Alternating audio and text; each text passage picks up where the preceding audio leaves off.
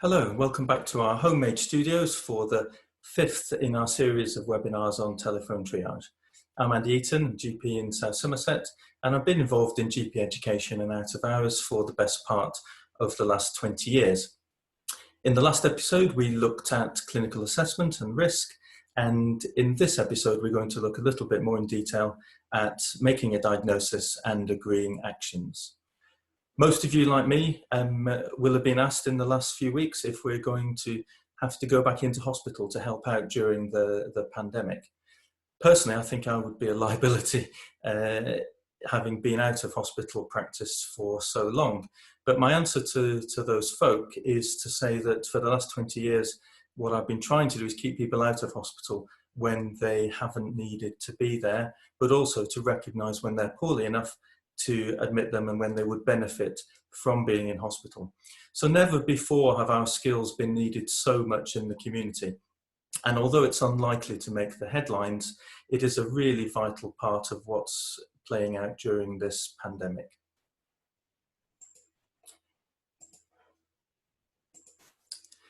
So I don't know about you, but it's been a bit of a crazy week in general practice for me. I've found myself doing my first virtual CREM form, which was probably the most surreal experience of my professional life to date.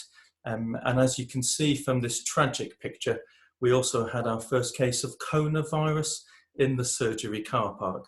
I do apologise, that was just too good an opportunity not to use that picture. So in this episode, we're going to talk about making a diagnosis and agreeing actions, and you can see where that fits into the conversation as we conduct our telephone triage call.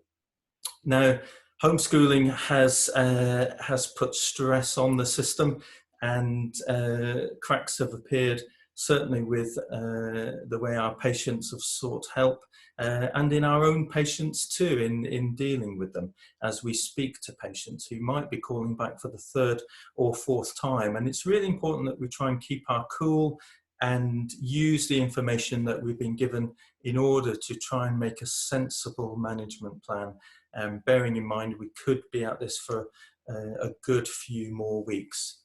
So sometimes the diagnosis will be obvious, won't it? Tonsillitis with enlarged tonsils, sore throat, difficulty swallowing, and that cottage cheese look at the back of the throat. And actually, let's organise some penicillin because they are swallowing. It's not a quinsy, and we'll see how it goes. Or a straightforward urinary tract infection. These are things which, just like in face-to-face consulting, they become bread and butter, and it becomes quite obvious. But just ask yourself, do you always make a diagnosis in every consultation? And if you don't, does it matter? What happens if you don't have a diagnosis? How do we deal with that uncertainty and still perform a safe consultation? So I'd just like you to have a think about that. And in order to make a diagnosis, just have a think for a moment or two and pause the video if you wish, but think about the value of summarising back the story to the patient. So you've finished your data gathering section and you're looking to move on to making a diagnosis. You might consider offering the patient back a summary. So what are the reasons for doing that? So first of all, summarising what you've heard reassures the caller that you have listened and you've got it and you've not missed the point. There's that thing about listening in order to ask the next question, or listening to understand and empathise with what's going on. And if you can relay back to the patient what they've just told you, using their words if possible, then that can be very reassuring. So it clarifies what you've heard, but it does also give the opportunity for correction. So you might be talking to someone who's developed hematuria after having had a cystoscopy. What you thought was a few weeks ago for a bladder cancer and you say, well, you've developed this blood in the urine a couple of times this week, and obviously you had your cystoscopy a few weeks ago, so you might be quite concerned. And then they may correct you and say, actually, it was a few years ago they had the cystoscopy, and that might change your management. So it's very important to give the patient or the caller the opportunity to correct what you said, which is really helpful. But it also has this signposting function. It does signal that you're moving on to wrap things up, and moving to the latter stage of the consultation where you're going to talk about management, you're going to talk about actions, and wrap things up. And there's a fear that summarising back to the patient can lengthen the consultation. All the evidence, a bit like a minute of active listening at the beginning in the golden minute, there's all the evidence points to the fact that consultations are shorter when the clinician gives a good summary of what they've heard. And those of you in the Southwest will recognise the Clifton Suspension Bridge, and there is this concept of crossing the bridge once you've moved from the data gathering section of the consultation into the clinical management section.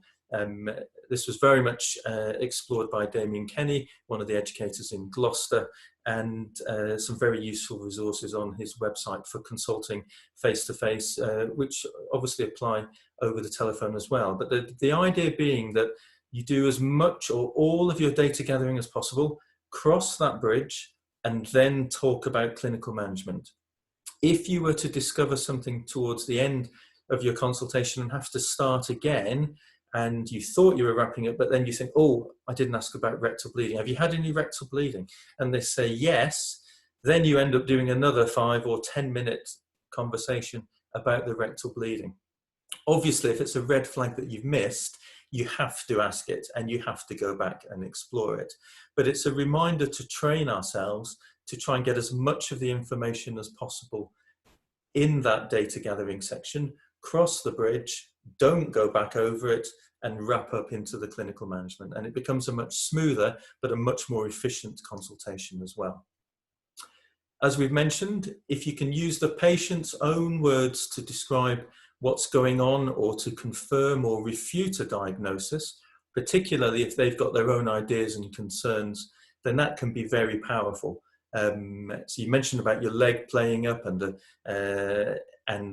germ climbing up your leg. You know, if you can use the patient's own words, then that's very powerful to help us to get a grip on what's going on, but also reassure the patient that we know what's going on. And obviously avoiding jargon, which may be obvious to us, but not necessarily the patient. We've mentioned in a previous episode about using the patient's expectation to inform our action plan. If they've been helpful enough to tell us that what they're expecting is some antibiotics or some stronger painkillers or a home visit, well, we can use that as we wrap up and agree our action. So we talked about whether coming to see your child with this fever might be helpful, but we've also talked about a number of other options, and how do you feel about that? So it's really important to use their expectations, create some sensible options, which so we're not offering false choices, but we're offering genuine options on how their situation can be managed, and then involving them in the plan. So as well as presenting the options to them, it's really important at the end of that presentation that we say, how do you feel about that? And then the mistake that we often make is carry on talking. So how do you feel about that? And then wait. And what they say after that is pure gold, because they will tell you if they're in agreement with your plan or not. They'll also tell you if there's an objection. But if they're in agreement and it all seems reasonable, then it's almost job done. So you can crack on then. We've mentioned before, don't offer false choices. Don't offer them things that you're not prepared to see through, because they'll hold you to them and then you'll have to backtrack. And that's a big loss of trust and loss of rapport if that happens. And it's really important that we don't create unrealistic expectations for the next clinician. Now, I'm sure there's times during this pandemic where we've all either thought about or actually delivered someone's medication to them. We've done something over and above what we would normally do for a patient. by all means, we answer to ourselves, don't we? So by all means do that, but make it clear that this is an exception. We're during a pandemic, and because the worst thing would be if those sorts of behaviours come to be expected when the pandemic is behind us. And there's nothing worse as a clinician starting a telephone call with, well, last time so-and-so had to come and give me an injection, and you're thinking, actually, we haven't got the capacity to do that at the moment, and it puts stress on everyone. So just think about making sure we don't create unrealistic expectations for the next person. So think about a dilemma you might come across. Let's say you've got an 85-year-old who phones you a week after being discharged from hospital, during which their DOAC was stopped because of a significant GI bleed, and they were on apixaban for atrial fibrillation. So over the last 3 to 4 days, she's developed a hot, swollen, painful left calf. So we've got to think, what are we going to do with this person? We're talking to them on the phone, or we're talking to their carer or their family member, and we can talk all day long, but actually, what are we going to do? What are the various options? So thinking of the possible alternatives, fundamentally, this person stays at home or they go into hospital. Okay. Are we going to organise any treatment for them at home? Are we going to organise any investigations in order to confirm the diagnosis? But there's a tricky bit there, isn't there? Does this person go back into hospital so soon? And what are the risks attached to that? What are the risks of going back on a DOAC again? How can we be clear what the right thing to do is here? Particularly if they've developed a DVT and they've been on apixaban all these years and it's anticoagulated them. So often I will think in ethical terms in order to try and make a decision. This doesn't suit everyone, this way of thinking. And as soon as you mention ethics, I guarantee a good half of you will roll their eyes and think, this is boring theory. And if you have another way of dealing with these difficult dilemmas, then first of all, please let me know, but please carry on doing it the way that's tried and tested for you. But if you're like me, if you find this useful, think about the 4 pillars of ethics. So first of all, does this 85-year-old have autonomy? Does she have capacity? Or do you actually need to be involving somebody else in this discussion? Think about doing some good, some beneficence. What good could we do in this situation? Well, if the leg is painful from a DVT, then we can treat that and we can treat the pain. We can also potentially prevent a pulmonary embolus and prevent some complications. So that's doing some good. What about non-maleficence? What about doing no harm? What harm could we possibly do this lady? Well, we could send her back into hospital and she could pick up coronavirus. We could send her back into hospital and she could pick up something else. We could treat her empirically at home with her apixaban, and we could end up causing another massive GI bleed. And then thinking about the justice element, we could possibly do some harm to ourselves, couldn't we? She's just been in hospital. We could expose ourselves to some harm if she's potentially a vector for coronavirus.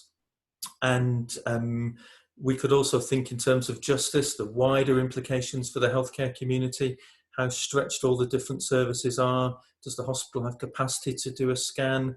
Would that scan slot be better utilised somewhere else? Is there another healthcare user that maybe needs that scan or that hospital bed more potentially? These are difficult choices, aren't they? But we can't escape from them. And I think looking at those 4 elements, those 4 pillars of ethics, and then seeing which one of them weighs the heaviest in your mind. If you imagine which one would tip the scales the most, which is most significant for you. For me, I'm thinking actually do no harm. And much as I want her to restart her apixaban, I think the potential to do harm in this situation is very high. So what I'll often do, and many of us do this face to face, don't we? If in doubt, say what you see or say what you hear. This is that verbal summary in effect. So, you know, you've told me about this red, hot, painful, swollen leg, and you've said it looks twice the size of the other leg.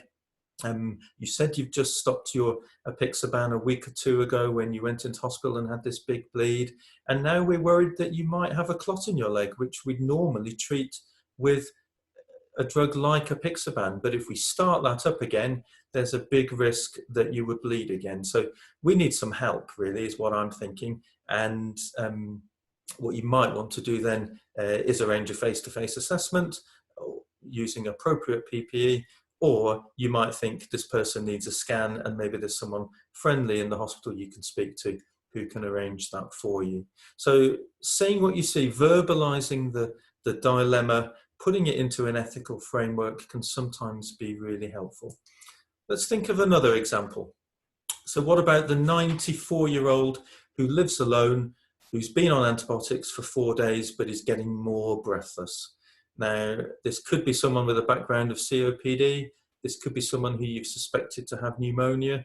Could be someone with COVID symptoms, and they're coming up to that 4 to 5 day point where we're suspicious about a deterioration in their COVID.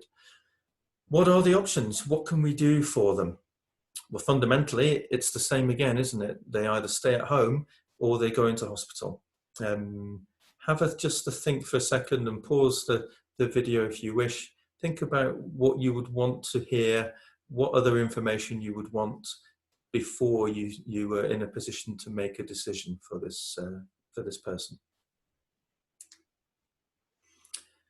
So these are our options fundamentally, aren't they? And the biggest help, the biggest guide for making a decision will be if there's a treatment escalation plan. This is the Somerset form. Other variations are obviously available depending on where you work. But a treatment escalation plan is a really helpful starting point, gives you an idea what this person's wishes are, then it gives you a hope, a fighting chance of respecting them and working with them. You might want to assess their breathlessness a bit further. Maybe a face-to-face consultation or a video consultation would help. And you might be thinking, if there's a secondary bacterial infection here, are we going to treat with some more antibiotics? Let's try a second line. Is this an atypical infection? Or are we going down best supportive treatment and we're thinking about palliating? Now, obviously, the home situation is going to be crucial here, isn't it? If they live on their own and they're isolated with very little in the way of carers or family nearby, this is going to be a very difficult situation to manage at home. Whereas if they've got some support, or actually if their daughter lives nearby and has a big house and there's an opportunity for them to go and stay with them potentially, you know, is that an option? And it's about involving all the other relevant people in order to see what's going to work and what actions we're going to be able to use to help this person through this situation. And a few things you might want to consider. So if there's breathlessness due to maybe left ventricular failure, maybe a small dose of Oromorph would be helpful. If they're known asthmatic or have a background of COPD, maybe some salbutamol virus spacer might help with the breathlessness. And obviously using the steroids and antibiotics from their just-in-case pack may be helpful to start. And then she asks you, what about having some oxygen, doctor? Would that help? That's tricky then, isn't it? Do we know what her oxygen levels are like? Is she one of these people who has a SATS probe at home and is using it? Or do we have no idea what her oxygen saturations are going to be like, and is a face-to-face consultation necessary in order to establish if she's someone who would benefit from having supplemental oxygen? Well, maybe in the initial stages, you could offer some Oromorph, salbutamol, some steroids, And this might be someone I would consider calling back in a couple of hours or that afternoon or the next day, just to see if things are improving. And if they're not, then we're looking at the next step.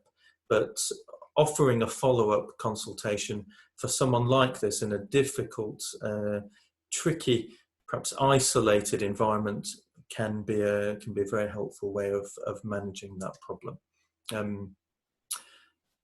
What about a different type of problem? So a young woman who's noticed a lump on her breast. She's already had a week's worth of flucloxacillin, which one of your colleagues has given her for this, and it hasn't gone away, and it's gone a bit more red and angry. Now, under normal circumstances, pre-COVID, I'm sure we'd all be thinking, someone needs to have a look at this lady. Someone needs to examine her. We need to decide if this needs to go further. But we're thinking at the moment, we're trying to reduce the footfall, we're trying to reduce the number of patients coming through our surgery for everybody's sake. So let's ask her a little bit more. And it turns out she's not unwell, there's no fever, there's no signs of any shakes or nausea. And the redness is potentially the size of a 50p piece.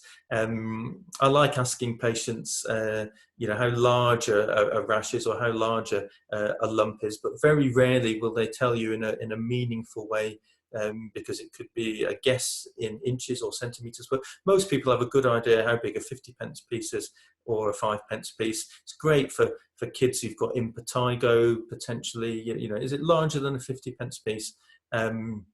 And if it is, then that's often a sign that it's going to need systemic antibiotics rather than topical, for example. So she's told you that she's got this lump that's about the size of a 50p piece. It's a bit red and tender, but the rest of the breast feels okay. There's no redness spreading around the rest of the breast. And this is a perfect example where you could talk about the options with her, and you could say under normal circumstances, we'd be having a look at you, we'd be examining you, and we'd possibly be talking to the surgeons at the local hospital about whether you needed to be admitted and potentially have either intravenous antibiotics or this abscess drained. And you could talk about the risks of going into hospital, and maybe she feels strongly that she wants to go into hospital now before things get any worse for her or for the COVID situation. Maybe she's frightened of going into hospital.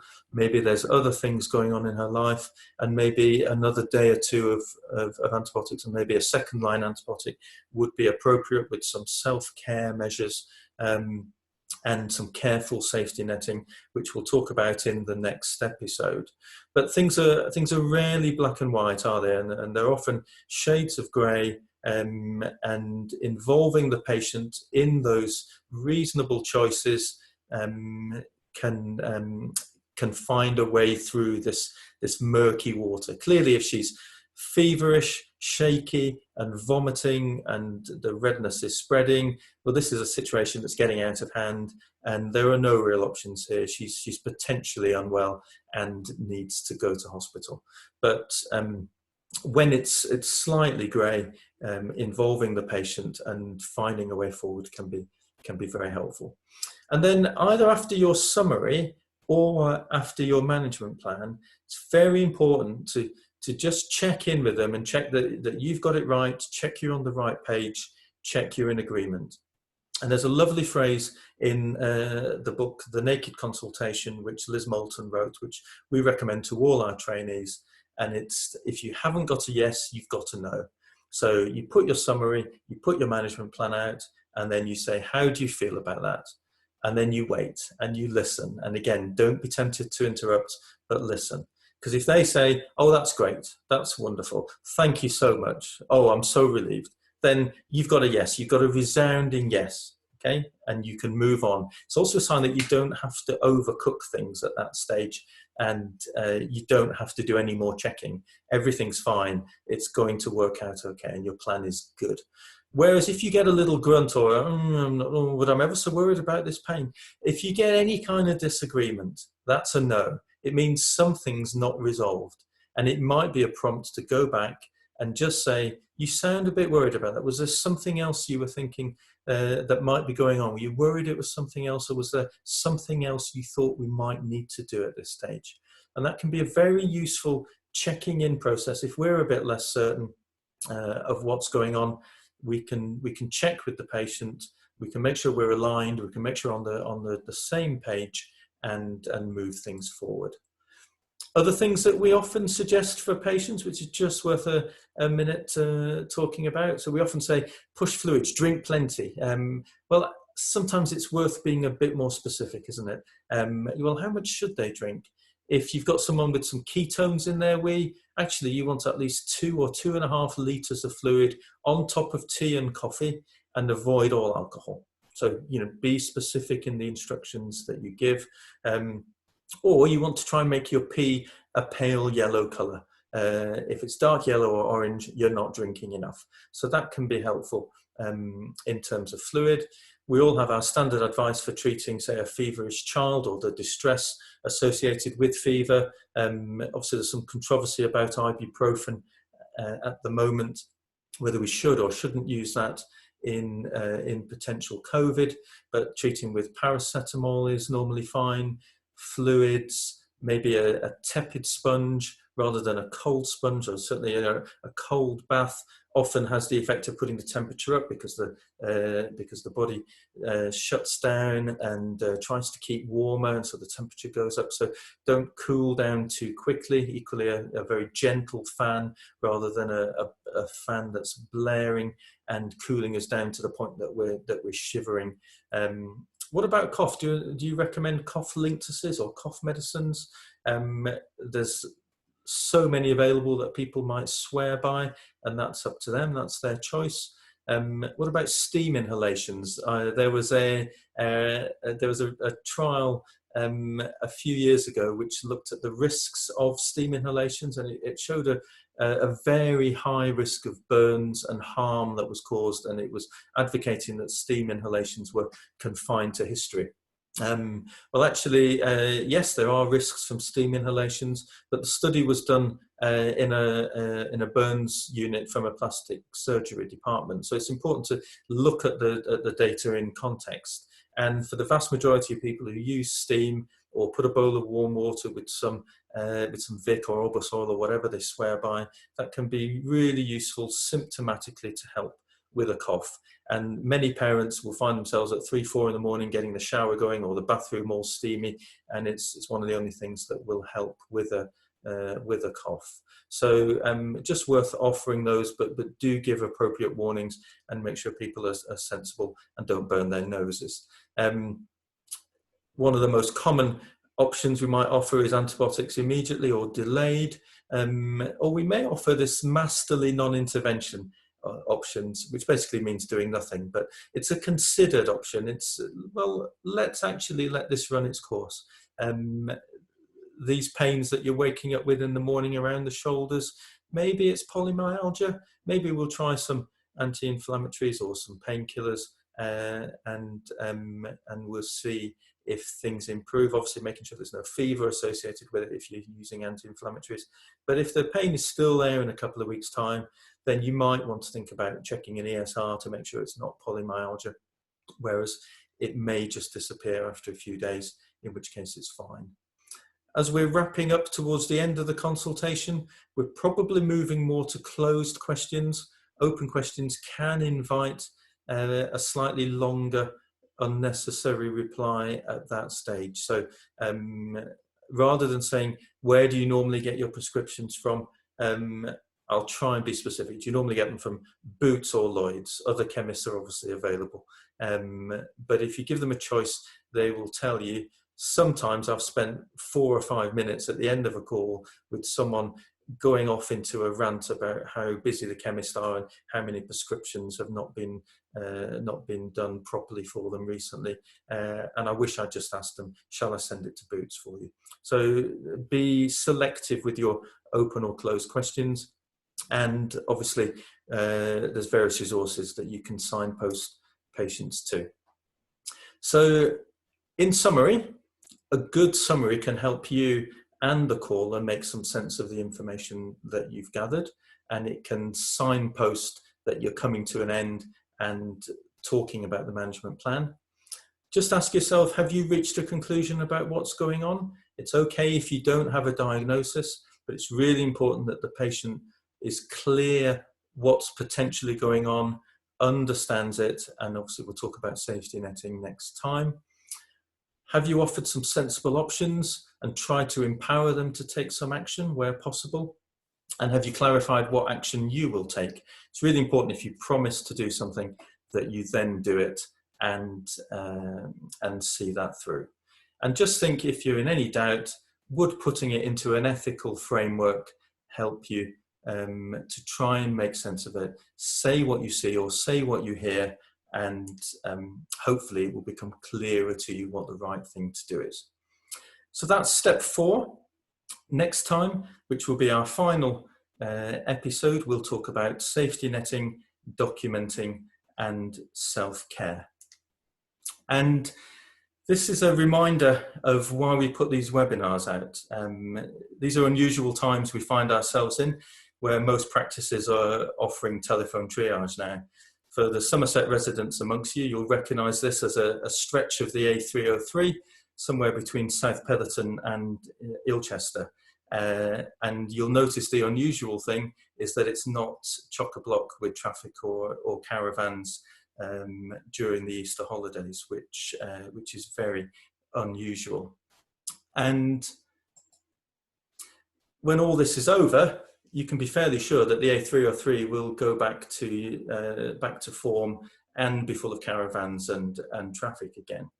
Primary care, on the other hand, I think it's a bit more uncertain, and things may look very different long into the future. And we do hope these webinars have helped you feel a bit more comfortable with telephone triage, not to dread consulting over the telephone quite so much, and maybe even enjoying it and seeing some of the benefits of effective triage. Thank you for watching, and hope to see you next time.